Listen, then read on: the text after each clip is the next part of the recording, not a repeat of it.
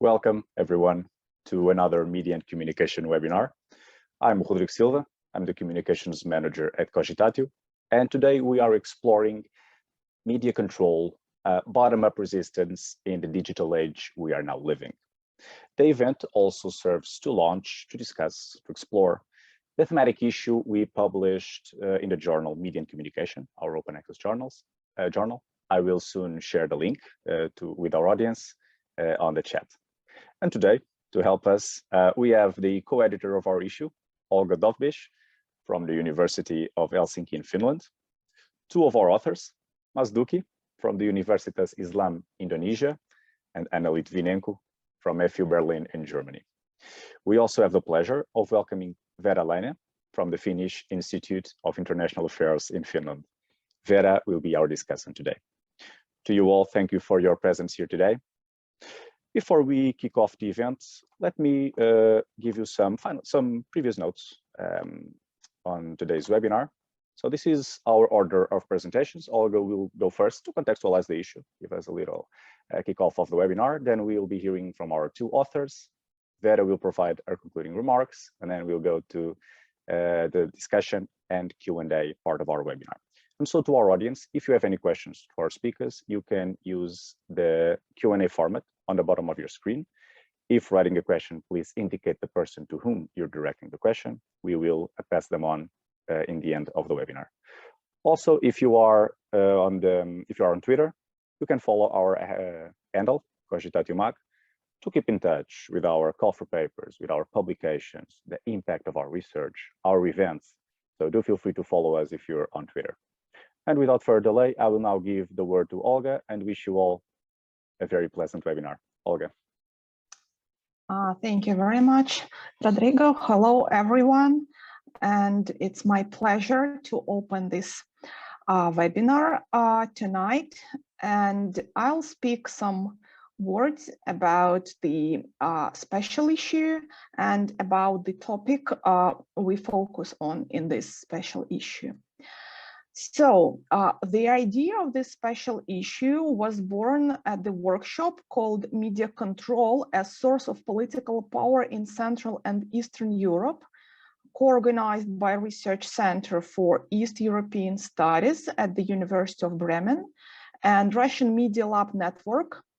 And this workshop was held at the Alexander Institute in September 2019. And participants of this workshop, some of whom are among contributors of this special issue, opened up very different perspectives on media control and the ways to cope with it or resist to it. And planning this special issue with Esther Samfalvi from the Research Center for European Studies. Esther is here today too, so hello, Esther. We came to a metaphor that media control is like a unicorn. Everybody talks about it, but nobody has clear understanding of how it looks like. For instance, in the literature, one can find a long line of words and expressions describing media control. For instance, manipulation, instrumentalization, fraud, censorship, capture, pressure, disciplining, interference, and so on. And it makes media control really a multifaceted and amorphous phenomena, combining a variety of forms, tools, and practices, affecting journalistic and media independence, affecting freedom of information, freedom of speech, or freedom of expression worldwide. Also, media control cannot be understood discretely, like control versus non-control, or control versus freedom. Otherwise, in our opinion, it's better represented as a spectrum of various modes and regimes of control. And of course, first of all, political dimension is an important part of the scholarship discussion of media control. And this is because media outlets are among the first targets of governments that display authoritarian tendencies. And a number of articles in this special issue also represent countries with authoritarian or electoral authoritarian regimes. However, I would like to stress out that media control is not limited to pressure initiated by political forces only. And back to the propaganda model of Edward Herman and Noam Chomsky, we are informed about the economic forces and actors that also perform control over media and affect agenda setting, framing, or priming of media content. And next, digitalization. Digitalization has influenced all spheres of our life. And when it comes to media control, digitalization made the phenomenon this phenomenon, media control, even more multifaceted. Simultaneously with opening up a road to higher freedom of expression, digitalization and internetization gave birth to new digital-born forms and practices of media control, like doxing or littering, or the emergence of trolls or buzzers who manipulate public discourse. And I think Masduki will say more about it because his paper covered this issue, for instance. And next, development of artificial intelligence led to the emergence of new tools and new actors of control.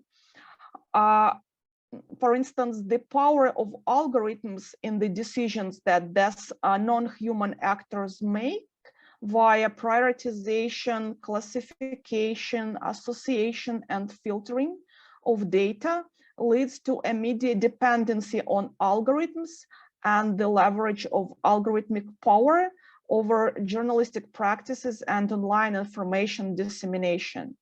And this tendency brings an important perspective of non-human agency to the understanding of media control in the digital age. Next, the so-called big tech companies, platform companies themselves, are fundamentally political actors that make political decisions nowadays. And the algorithmic control exercised by the platform companies shape the very notion of freedom of expression. And the platform's political influence, together with the low democratic accountability of their algorithms, lead to new facets and challenges of media control across the political regimes. Therefore, summarizing all the points above, all the points I mentioned briefly, in this issue, we attempt to put forward a kind of alternative approach to the scholarly discussion on media control in today's world. We do it in two ways. First, we are,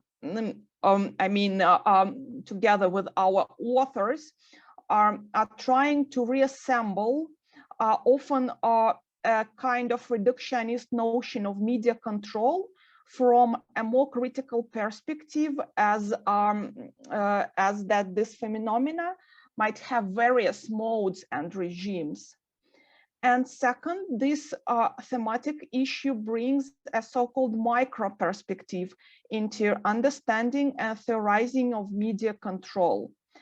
In contrast to structural and institutional perspectives of media control, when, for instance, media control is studied from the perspective of ownership structure or institutions, a micro perspective focuses on the agency of various actors, objects, and subjects of media pressure and their practices, their motivations, and the resources with which they exert or resist control. For instance, here, come such questions as what is the agency of journalists, of media practitioners, or online activists under political pressure? They do definitely have some agency, but what this agency is requires more nuanced elaboration. What are the practices of resistance and strategies of adaptation to media control, to media pressure? What are the actual challenges of media capture in the current technological environment? Or what are the media practices of resistance to algorithmic control, to the control coming from non-human intelligence? So these are the questions to think about. We did our best to address them in this special issue, but of course there are lots of issues for further elaboration, for further research. So this is probably an open ending. So let's think about further research in this direction as well. Thank you very much. Thank you, Olga, for this good kickoff, this context. We'll be hearing now from Masduki, our first author. Yes, thank you, Silva and all. Again, glad to be here. And before I start my presentation, let me give a very big thanks to the editors and reviewers for my article submitted to Media and Communication Journal for very constructive feedbacks, and also more importantly for accepting my paper to be a publication in the journal. I'm also glad to thank the organizer of this very challenging webinar for inviting me to give a talk, a short talk regarding my article. Yeah, so what I'm going to talk in this very short opportunity is to give short highlights what I'm writing about in terms of the growing tendencies of global harassment, global threat to Indonesian journalists, Indonesian media organization. That what I mean by the new mechanism of media control in the post-autocratic Indonesian politics. So exactly what I wrote in my paper is about the practice, the type of media control which are beyond the traditional type of what in the past happened in the Indonesian autocratic politics.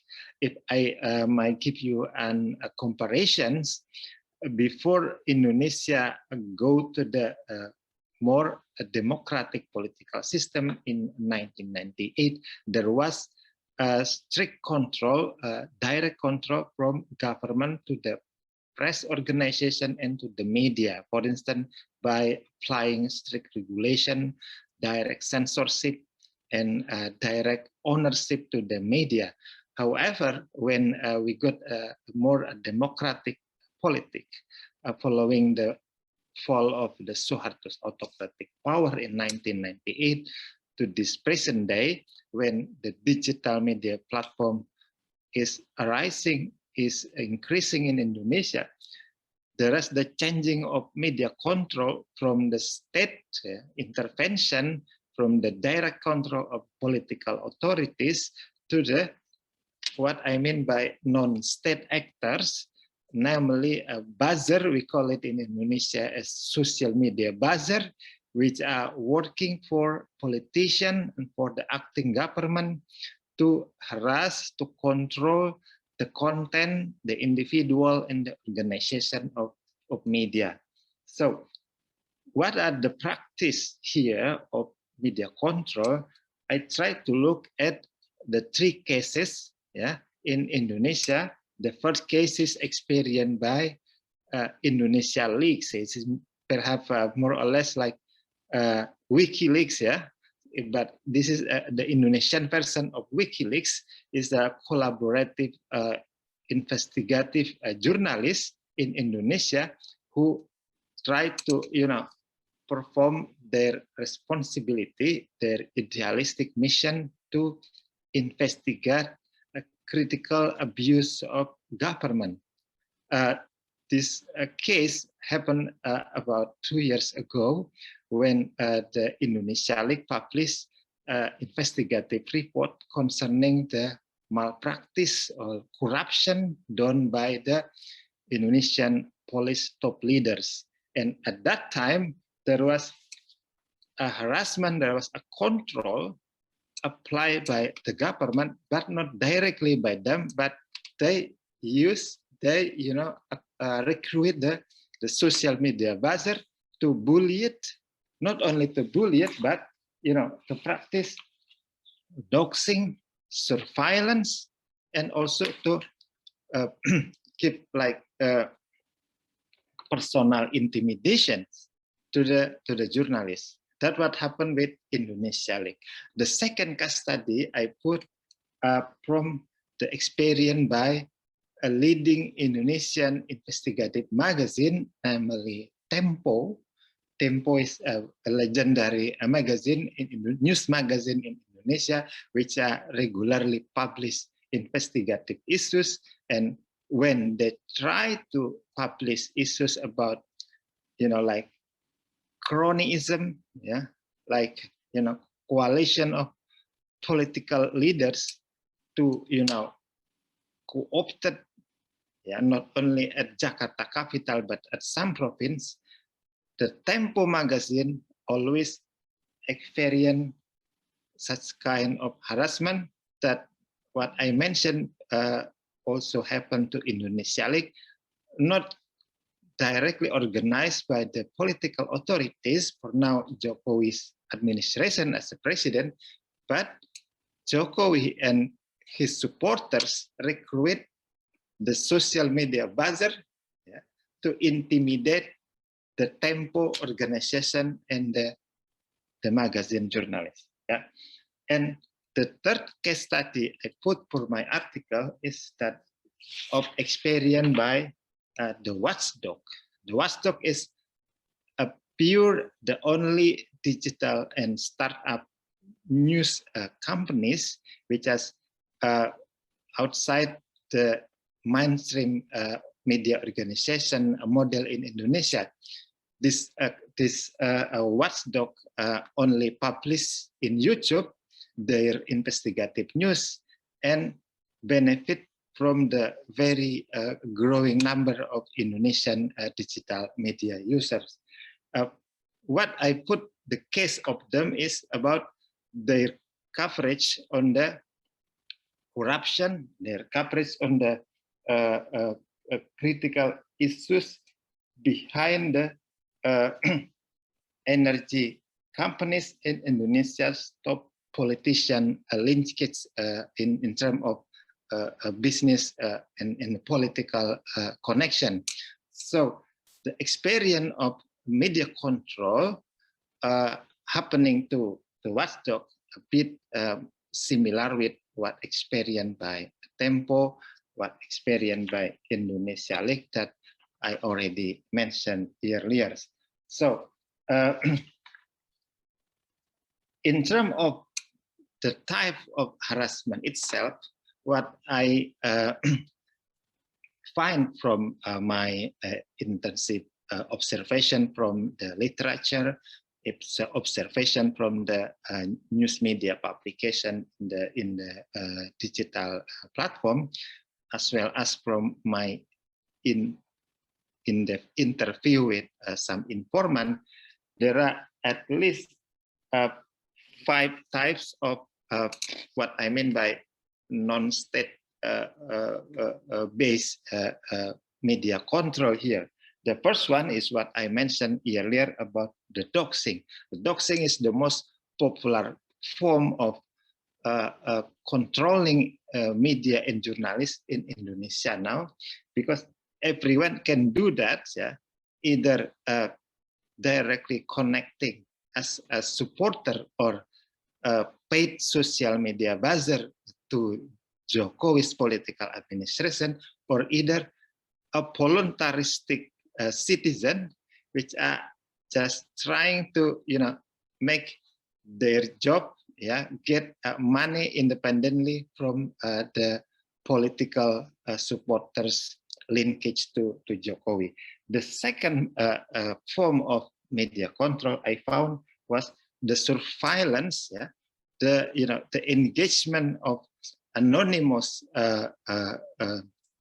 account, robotic account to the movement of journalists, to the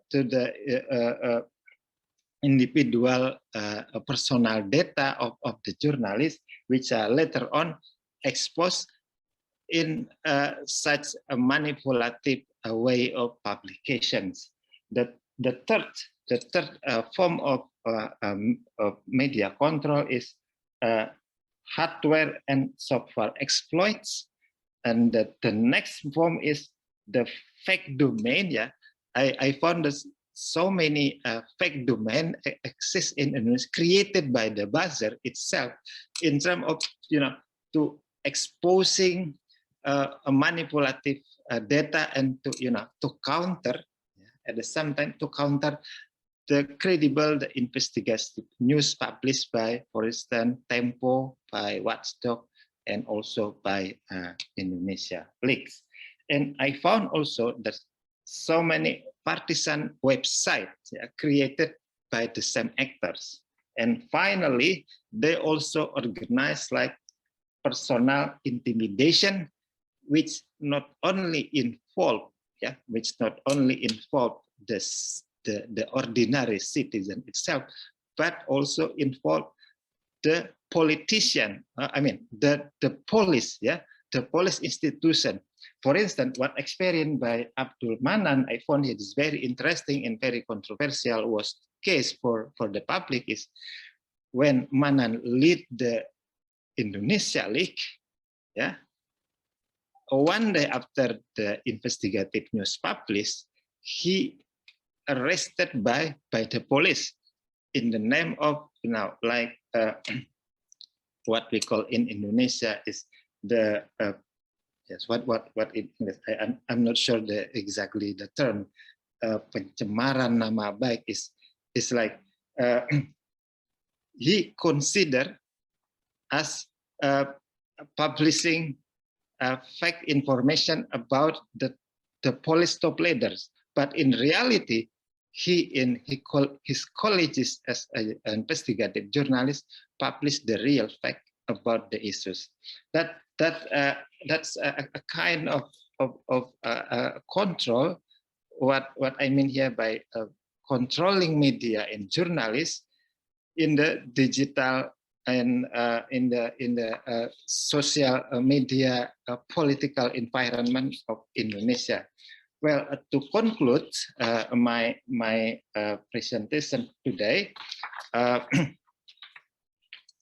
it seemed that to counter or to be making a healthy environment for Indonesian journalists, at least to reduce this kind of terrible action experienced by the journalists from the media policy itself.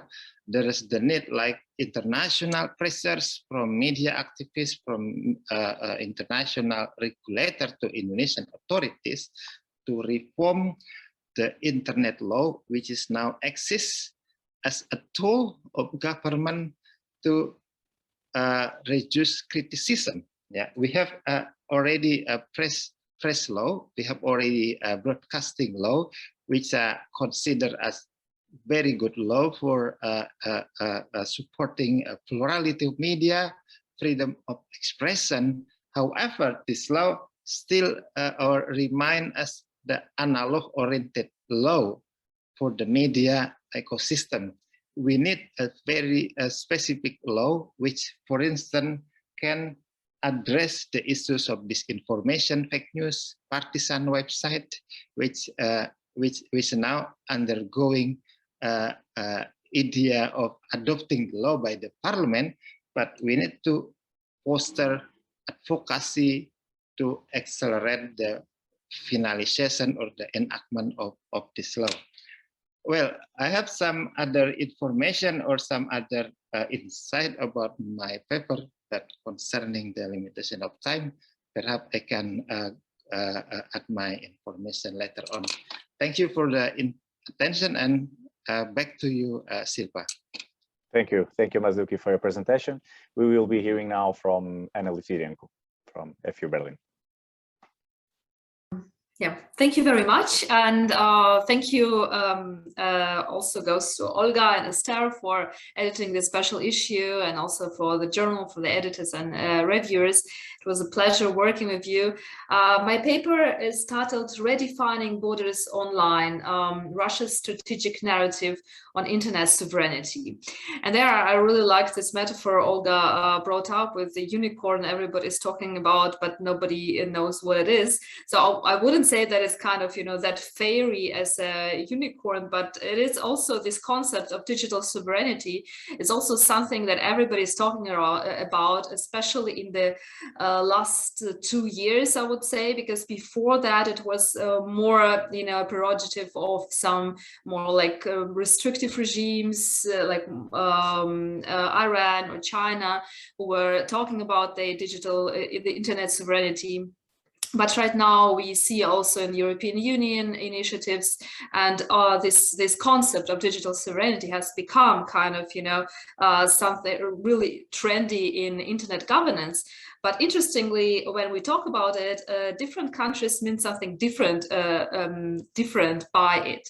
So I took the approach of strategic narrative, which I find really fruitful. You know, as compared, there is like this soft power concept, which is not really like hard to you know, operationalize, and talking about strategic narratives that was introduced by Miskimon and colleagues. I think it's really interesting to see what exactly is the respective government or respective country means by the issue, by talking about digital sovereignty, the claims of causality, why, you know, what is the problem, why it's happening, and the solutions for this problem. So I looked at the documents, the Russian strategic papers, starting from the end of the 90s till 2019, the so-called Law on Sustainable Internet, on Sovereign Internet, this was called in the press. And I also made expert interviews with people like scholars, but also journalists, investigative journalists, like people who have insight in this process of designing, you know, these laws in Russia and the internet governance in Russia. To make sense, I asked them about the milestones, about the interpretation also of these narratives, and also about these, like, what are the factors that shaped this understanding of digital sovereignty as it is in Russia. So what did I find out is firstly, there is quite a big discrepancy from the beginning of understanding what cybersecurity of or like internet independence or like internet governance is, and in the West and in Russia. And from the beginning, in the documents, in all strategic documents, you don't see the word cybersecurity. Actually, you always there is always a talk about information security. So that's, I think, it's a big gap in understanding, you know, like that it all has always been for Russia content, like a control over the content, not as one of my interviews, the great journalist and author Andrei Soldatov told me, that it was like from the beginning the West talked about the infrastructure, about the iron, about the wires, and Russia has always been talking about the control over information. And interestingly, starting from the scandal with the alleged Russian interference into the elections, and then also Cambridge Analytica, and then all this discourse about fake news. In the West, we also see this turn in, you know, oh, we should actually also control content, you know, not only the infrastructure. So that is interesting how it merges with time. But in Russia, as I said, it was from the beginning, and it just got more and more highlighted in the documents. And so we see actually three maybe like main pillars of this digital sovereignty. Is control over the data flows through filtering of content, data localization, control over infrastructure, among others also protectionism of national software, and the centralized system of monitoring internet traffic. But also I would really highlight this promotion of Russian initiatives, and also actually which is not explicitly talked about, but what we see now, like in the whole global arena of internet governance, this promotion of understanding what is actually internet security or internet governance and sovereignty in the internet space. What is interesting when we're talking about milestones, I already mentioned the whole the Cambridge Analytica scandal and the scandal with the US. So that's, but in Russia, whereas in the West, for instance, the Snowden revelations were a very important milestone. It was not that important for Russia. It was the international sanctions in 2014, and these like tension that has been growing afterwards with the West. And it is very explicitly told in the memorandum to this law on sustainable internet that is kind of a reaction to this kind of aggressive tone. It's like a quote from this memorandum from the US. So and it is being framed actually as a reaction and as a protection of the internet in Russia, so to say that nobody can switch it off. But when you talk to experts, they all mention that actually it is domestic politics and it's media control within the country is that matters for the elites most. You know, they can of course frame it in some other way. You know, we're protecting it from the outside.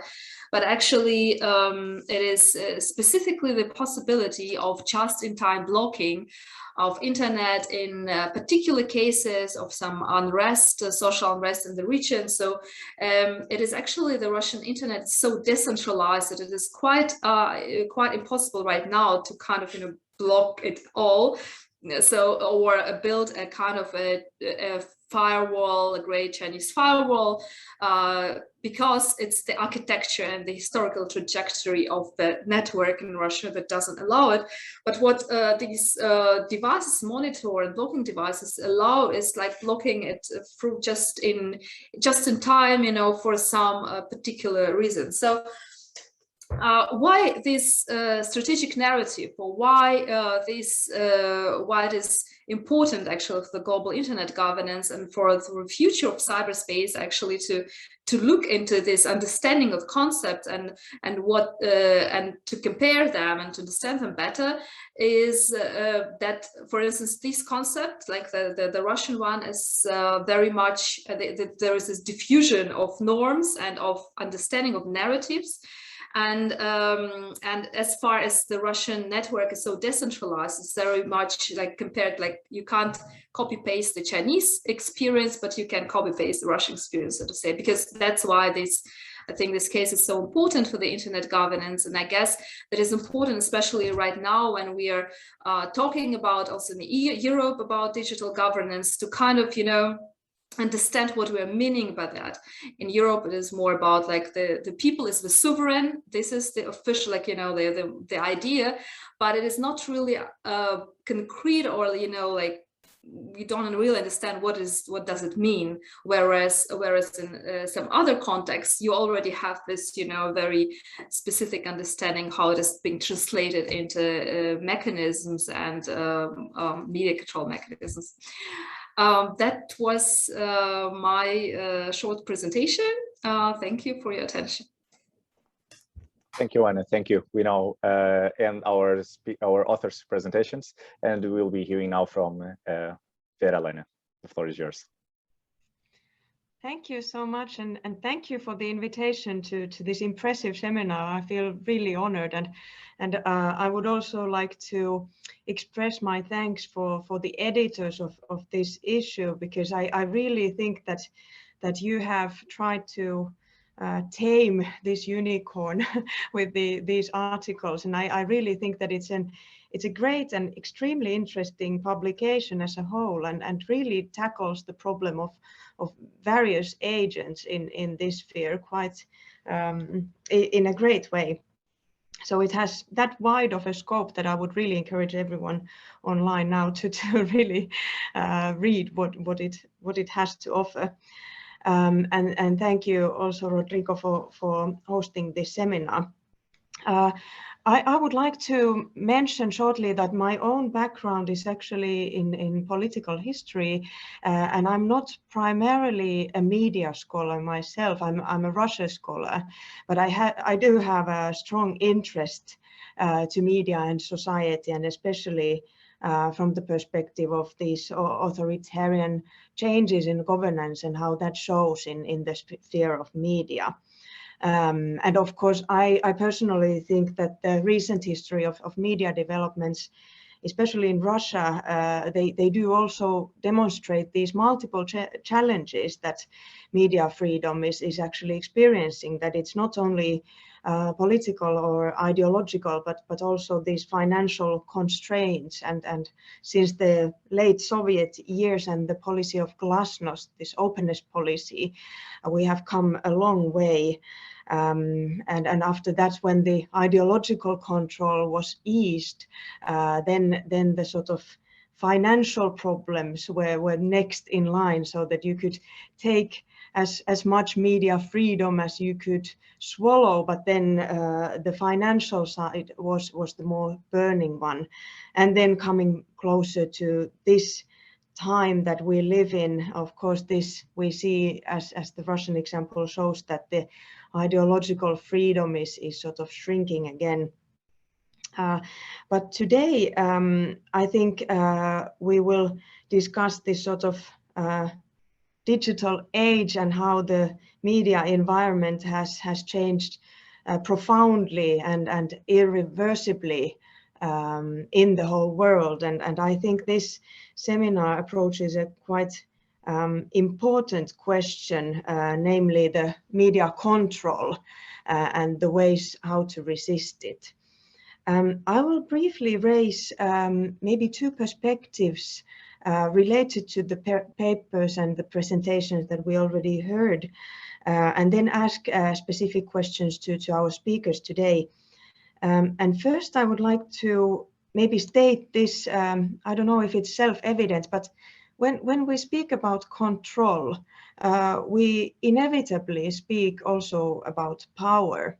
And it's in the papers quite convincingly demonstrated that it's actually the media power today in this digital era is not only about state power, it's about non-state power and these different levels and mixtures of power.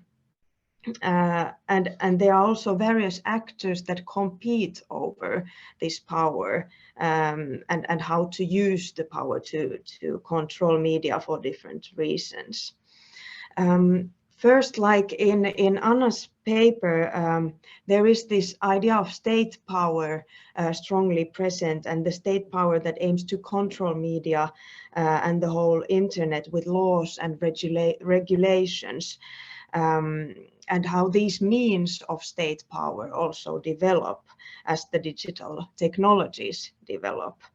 And I really enjoyed Anna's paper that has this specific case and studies Russia, but it also has this transnational approach. And as we just heard, she's also elaborating on the conceptual differences between the Russian perspective and the perspective of many European countries, for instance. I think one aspect I would like to hear more about is this learning, so to say, that you also touched upon, or you refer to that as copy-paste. That we often hear this, how Russia is learning from China and borrowing and even buying directly the technologies for surveillance and other means of control. But then you also present that Russian example might be potentially attractive to other regions. And I would hope you to perhaps say something more about this and maybe present a little bit about the future. What would you see as the next step in the Russian process of developing internet sovereignty? Because I think it's really a valid point that this is not only Russia or China or Iran who exercise this kind of sovereignty practices. It's just that the worldviews or the concepts that we use, they differ. And of course, I think this also contributes to the larger theme of authoritarian learning that has been discussed in the political science literature for a long time. But I think your paper really provides an example where these it's a truly transnational idea, that it's not only learning within the framework of authoritarian governing, but also from one sort of system of governance to another. And this kind of cooperation in internet regulation, that it's not only national laws, but sort of following each other's examples and how they work in practice. State power level has not really disappeared. It has changed during this age of digital media, and the state control is also applying different means or new means, and we do know that, for instance, surveillance uses applications that are maybe designed and marketed for practical purposes, such as traffic cameras or face recognition and this kind of technologies. And I think these kind of questions will be more burning in the future. But it's not only state power that is actually really significant in this sense when we discuss the changes in media environments, because also these big businesses use a lot of power, and this is an evident theme for the special issue and touched upon in many of the articles actually. And I'd like to just raise this topic because it seems that this is also present in many of the societies, and not only in non-democratic countries, but very much in democratic countries that we witness that in particular the big internet companies that have grown as the most powerful businesses in the world, that they also use political power that might be really basing on their commercial interest. And one recent example from Russia illustrates this development when we saw this in September before the Russian Duma elections, when an application that coordinates or presents or suggests protest voting, or it suggests a candidate not part of the ruling party to voters, and this app was removed from Google and Apple platforms after it was asked from the side of Russian state authorities. And I think this kind of examples show us that these decisions by big businesses are non-transparent, and it also creates an additional problem for us in the future, because if these kind of companies give in to state pressure, it's a true risk for democracies as well.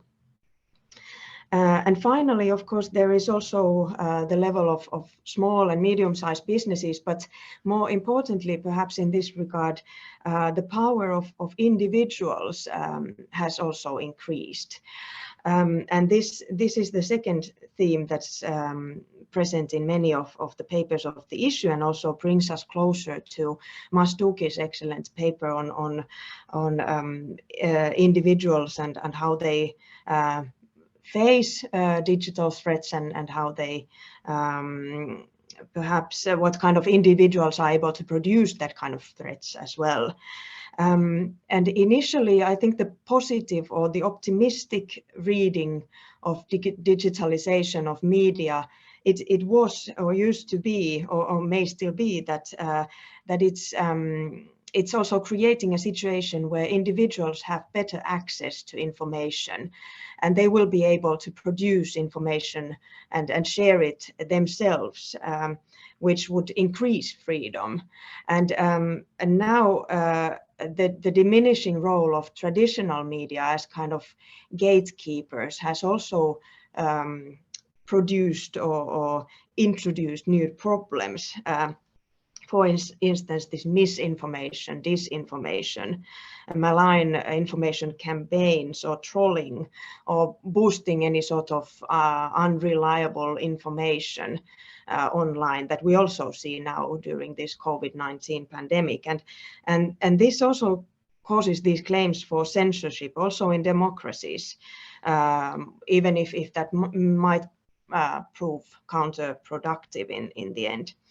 I really enjoyed reading Masduki's paper, because this kind of online threats and even online violence that he studies is actually a really critical topic in the future. And it's, again, not only in non-democratic settings, but also in democratic settings and in all sorts of settings between those. And as you write, critical journalists may experience this in a way that they will be bullied into silence, which again is another expression for self-censorship. And I would like to ask you, what would you see as the best way to resist this kind of development? Because the problem is really real, and it really causes that some topics will fall off the radar, so to say. And methodologically, it's really difficult to study self-censorship, because it just means that some things are no longer there, because it's a phenomenon that takes place in journalists' heads, and we will. It's difficult to trace it. But what do you think could be done, maybe on the state level or organizational level, or maybe perhaps even on an individual level? I think I'll stop here so that I don't take all the time from the Q&A, but thank you for extremely interesting papers and discussion. I'm really looking forward to your comments. Thank you, Veera. Thank you for your remarks. You have actually helped me kicking off the Q&A part by asking a question to both Anna and Masduki. Perhaps we'll start by Anna to follow up on some of the remarks that were addressed to you. Anna, if you can. Yeah, thank you so much, Veera, for this. I think it's a very interesting perspective from a political scientist onto this topic, and also for raising this very interesting questions. And I will try to be short. I think you're completely right, and that when you're looking at it, it's like, you know, like a red distribution of power, or like, you know, like this new, like this new digital realm, of course, made us all, you know, reconsider some power relations. And there was first like this wave of more like where there was a lot of enthusiasm about the citizens gaining more power, more voice through it, and then kind of the states learning to co-optate the whole technologies. And then now we are living in this situation where citizens still have this power. And I think also in this case in Russia, of course, yeah, there are like this blocking of some spaces, or like shutting some spaces down, or like cooptating it. There was several interesting papers on that also in the issue, like littering, for instance, with some trolls, like this information space, so that these voices of civil society gets not really that heard, but at the same time the civil society gets also smarter and stronger in using also these technologies. This race becomes just faster. The people they co-opt some new spaces, some new affordances, some new platforms, which kind of as in the case where the pandemic started and there was this interesting digital protest on Yandex Maps, like very, very creative stuff. But of course, the states that chases it and then stops it, and then that will appear somewhere else. So that's kind of this situation. So I guess, yeah, that's very important that we keep in mind that there are many actors, including that you mentioned the global platforms, the companies, the Western, but also from China, that are in play, and that they have own interests, and that that's a very interesting constellation of power and distribution of this power. And in the case that you mentioned with YouTube shutting it down and Google shutting down smart voters accounts, information, but at the same time, for instance, in Germany, they would shout out Russia Today German, so that's like, they're very interesting how these platforms and actors work. And I think that would be an interesting question for interrogation, how that kind of then ends up in, or influences the whole mechanism, media control mechanisms. And as for learning, you meant like that was your first question, I guess. I just wanted to highlight in this paper, I think it's also a very big question about diffusion of authoritarian norms. And I think I wanted to highlight the power of narratives in the whole internet governance debate right now, in the whole like media debate. And we are talking very often, as in when you mentioned Glasnost, or like this Cold War framework, we had very different narrative. There was like a discourse, it was very clear. Each part had a different discourse, different concepts. Right now we have the same, everybody's talking about hate speech, fake news, digital sovereignty, but it's so important to look like what is behind these narratives, and what do we mean by that, and how it is filled with deeds or with actions. So yeah, thank you very much for this thought-provoking ideas. Thank you. Thank you. And Masduki, if we can hear from you now. Yes, thank you. Thank you, Veera, for your appreciation to my papers, and also your constructive, very comprehensive observation on the topic I wrote in my papers. So if I might say again, the focus of my paper is, remind on the two issues here. The first one is I try to elaborate the type, the practice, the model, the form of media control, which is indirectly from governments. The second issue I address is about the actors. Yes, your question is about the resolution, is the best way to resist this. This is the topic that I'm going to write down, and this is the challenging issues exactly that I'm trying to investigate more in write down it in the next of my papers. So if I try to reply your question for now, is to my perspective, there is no, I think there is no the best way to receive. It seems that for Indonesian case studies, we need the parallel, we need the 1 and 2 and 3 in the same time effort, the parallel efforts to reduce at least the practice of digital harassment to media organization and journalists. For instance, in civil societies of Indonesia now, there are growing effort, the growing movement of at the cultural level to empower the media literacy, the news literacy, to resist the fake news and disinformation. At the macro level, there is also an effort to establish what kind that in the national level, which is very popular now, fact-checking units at the level of newsroom or news media organizations. And if we try to look at what government can do to solve this problem, what I mentioned in the last part of my paper is there is the need to policy reform, exactly the internet policy reform, at least to clearly differentiate between what we call about the cyber troop, what the buzzers, the anonymous social media user, with the indicated people who are using the social media. Now the big issues here in Indonesia, it because the implication of the political polarization itself between the two opposing presidential candidates. What I mean by this statement is, at the same time, we need also to accelerate the reform from the political system itself instead of the media system.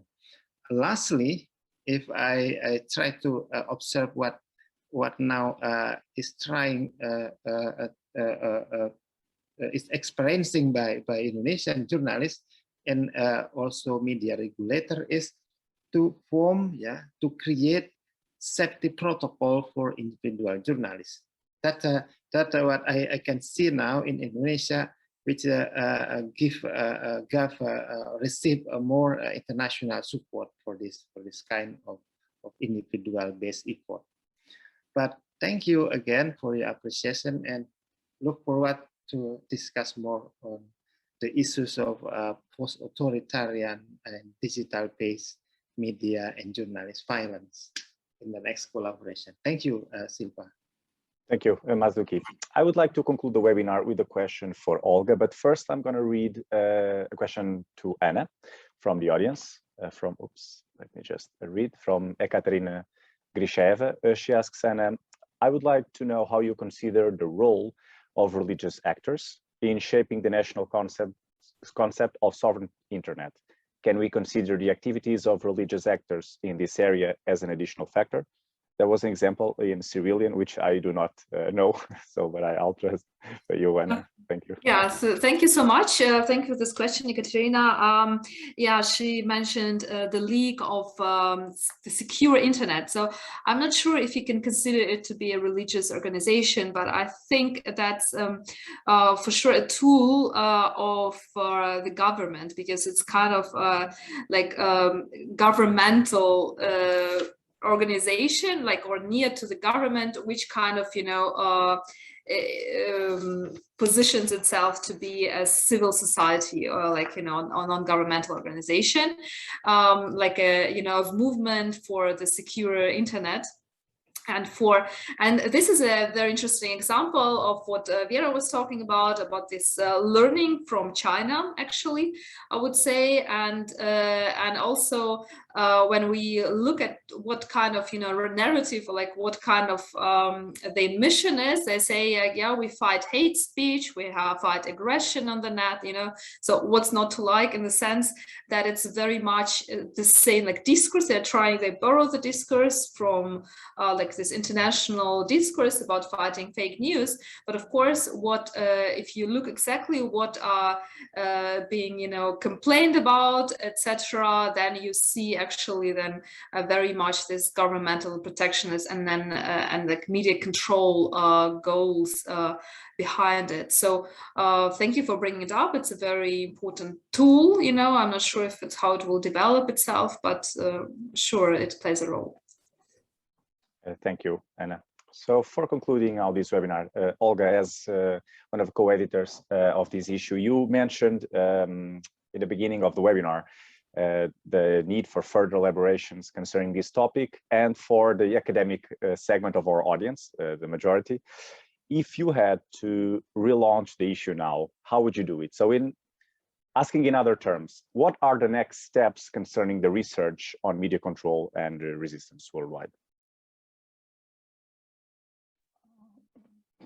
Thanks, Rodrigo. It's really tricky question, because if I say that something is more important and something needs to be addressed now, it means that some other perspective or other issues of media control is less important. I do not want to deprioritize some issues or prioritize others. But if just dreaming about the things that can be done further and that are super urgent now and that are in my personal interest as a researcher, they of course revolve around the digital innovation uptake in media industry and how are the deployment of these new technologies affect media control. It was mentioned in my opening speech and also in Veera's comment, this issue of the distribution of power, especially when we face the newcomers in the media industry, like big tech companies, platform companies, who are now obtaining a more powerful position than ever before in the media industry, even though traditionally they are not actors of media industry, and many of this are of workers of this companies do not have, for instance, journalistic background. However, they are now playing a significantly important role in the journalistic processes, how the journalism as an industry and an institution develop. And I think this is really important part for further development. I don't want to say that others are less important. This is just one perspective. I think that probably in this special issue, we could have more papers on this topic, but of course the special issue is limited, so we couldn't accept everything. But this is important part, and this is something that can be studied further. And as Veera also correctly said, it is beyond the political regimes. So in the scholarship discussion on media control, we often how to say, drop into the authoritarian regimes and non-democratic regimes. But we see that this issue, this process is global, and there are, of course, peculiarities in different political regimes, but this is something of, I would say, global challenges, and I think that it should be addressed in the further issues and further research. Thank you, Olga, and for our researchers out there.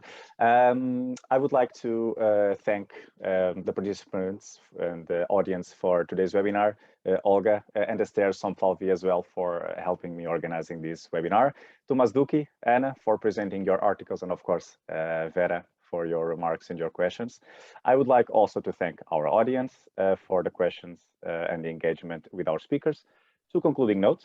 The first one, the thematic issue in which this webinar was based is available on Media and Communication website, is as always open access. You can cite, access, read, share anytime, anywhere.